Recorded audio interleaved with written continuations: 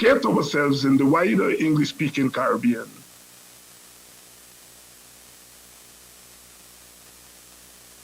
we are 60 years old because Jamaica and Trinidad became independent in 1962 after the breakup of the attempt at political union through the Federation of 1958-1962. Guyana was not part of that federation, but the spirit of that federation resided here in Guyana. So in effect,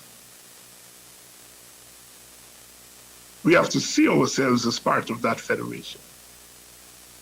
So yes, 1956 was our moment, but I think 1958, 1962 is also our moment.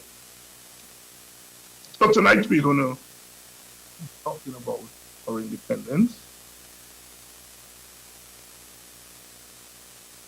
We're going to be talking about our independence. I have a panel, and I chose my panel carefully tonight. I had a generation in mind.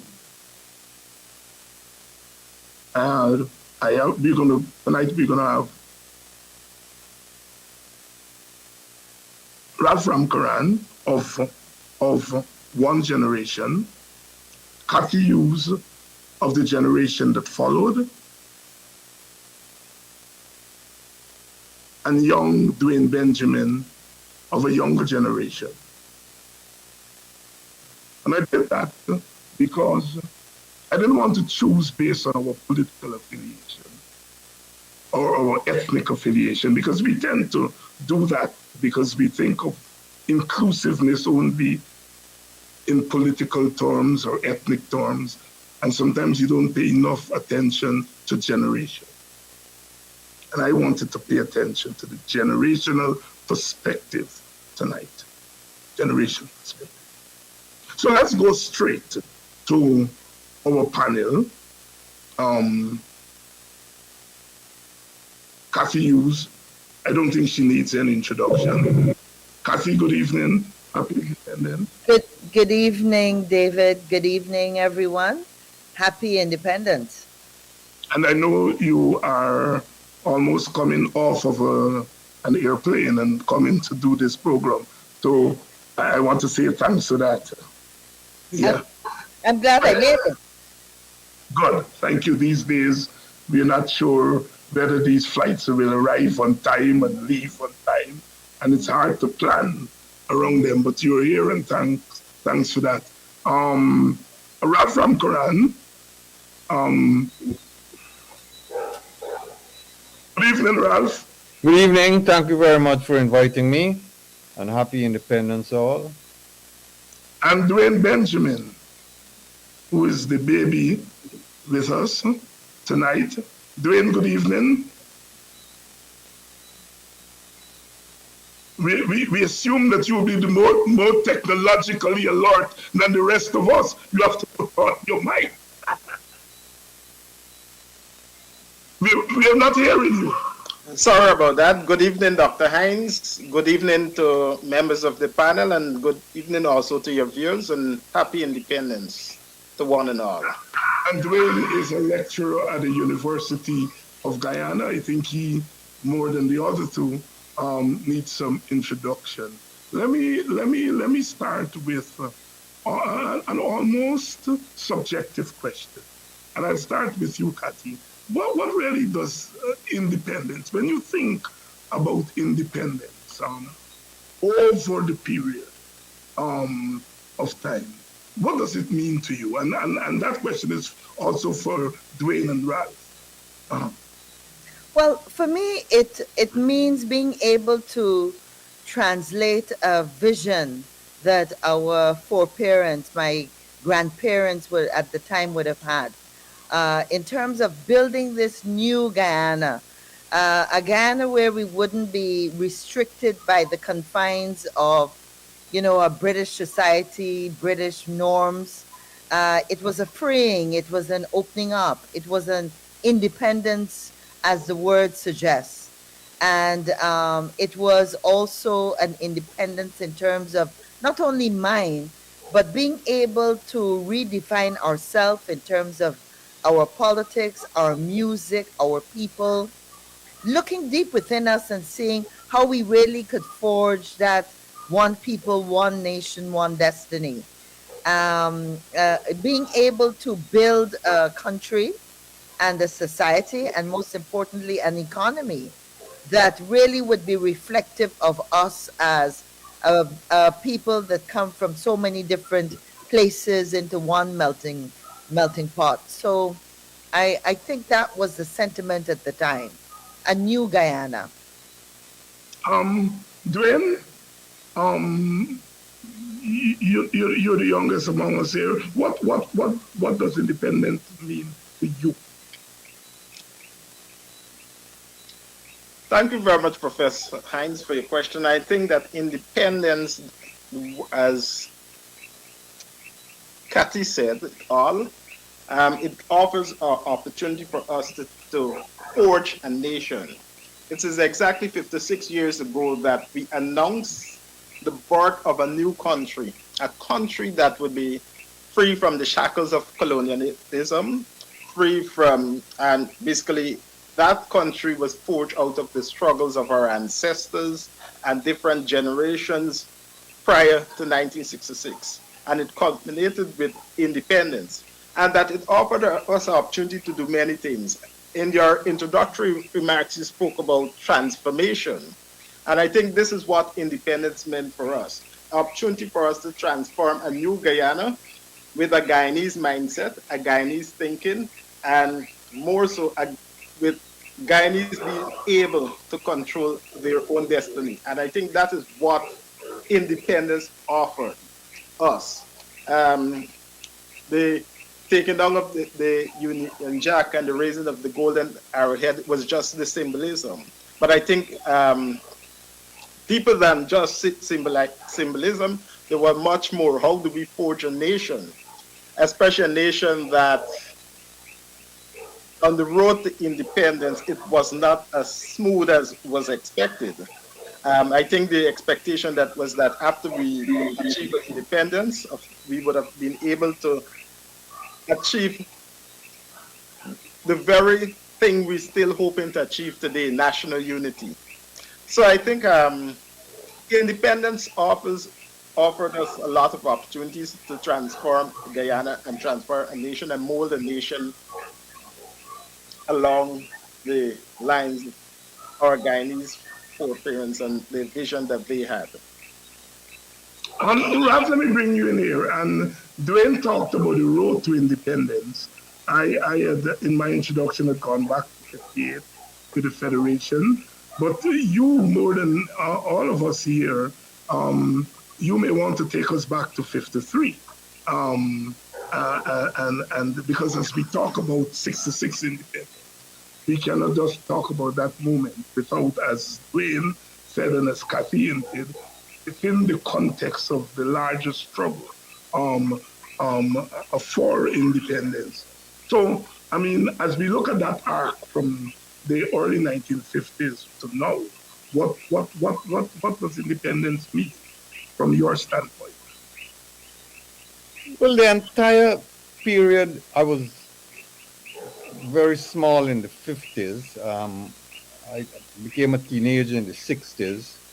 I was a teenager at the time of independence. But the whole era was one of great public, of engagement of the public with new and developing issues. The first big thing that happened in 1950, the first big thing that happened in 1950 was the formation of the PPP. But I don't think that has engaged the public as much as the granting of universal adult suffrage in 1953. That was an extremely important development, and a development which attracted widespread support. Of course, there was a struggle to achieve it, but even though there was a struggle to achieve it, at that time things were changing. Countries were the British had begun to relinquish control of its tight um, colonial strictures. India had become independence. China was liberated in 1949. India got its independence in 47. And other countries in Asia and so on, African countries, Kenya, had been struggling for relief from colonialism, for fighting for independence. And Guyana was part of that huge movement. So there was a great turmoil in the colonial world at that time. It's a turmoil that affected Guyana. In the 50s, for example, after 57, there was a huge outcry against apartheid around the world. And that is when I first heard the word apartheid and learned what it meant. So all of that was going on in the 50s. When the time for independence came, we were already, the nation of Guyana was the colony of British Guyana, rather, was already heavily engaged in the issue of independence. It was pending. In that early period, there was something called the History and Arts Council. Names which later became prominent, all developed in the 60s. Names like Helen Tate with the dance, Angol Thompson, Wordsworth McAndrew, and all of these names became prominent in that era prior to independence. So the pre-independence struggle gave rise not only to political engagements, political discourses, and political developments, it also gave rise to cultural movements, movements in the arts and culture. That was the first time that we began to became conscious of the fact that Guyanese history was not being taught in our schools, that Caribbean literature was not being taught in our schools, and the ideas of developing indigenous cultural developments and so on, those things became part of the understanding of what would indeed happen. Independence in Guyana was delayed for political reasons. You mentioned that Trinidad got independence in 62. We didn't get independence in 66. But we know the reasons. But at the time when Guyana got independence in 1966, it was a joyous moment. It was a moment of liberation for everybody. Everybody felt liberated. And we all looked forward at that time to a new and growing and developing and united Guyana. That's how we felt in 1966. That's how the period led up to 1966, leading up to 1966. So it was not a big change, it was not something that was sudden. We knew the Guyanese knew what they wanted. We had a taste of what could happen. We had a taste of the potential of the economic development, of the history, of the cultural and social development, what was possible. A lot was changing in Guyana at the time also, socially. There was a liberation of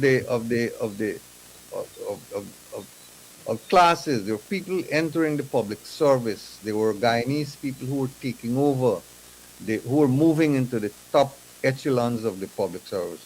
Guyanese who were not white. So all of those things were happening prior to independence. And that is what made independence an event that promised a great deal. Thank you very much, Ralph, for that overview, because I think it's important. Let me ask all of you this question. In my introduction, I hinted at the challenges that we've had since independence, and I argued that we should not define our independence by our failures. Nor should we define it by our successes, that we should be more nuanced about our independence. But that's my view. But I'm going to ask you all pointed question. What would you consider to be our signature success or successes of the Independence Project? And concomitantly, our great failure at independence. And I might be putting you all on the spot, but as a professor, I can't help but asking a question like that. Kathy, I'll start with you. Well, I think our major success was our ability at that time to start focusing on what independence was going to mean to us. Mr. Ramkaran mentioned, I think our success was the strong stance we took as a country in the international arena. He mentioned the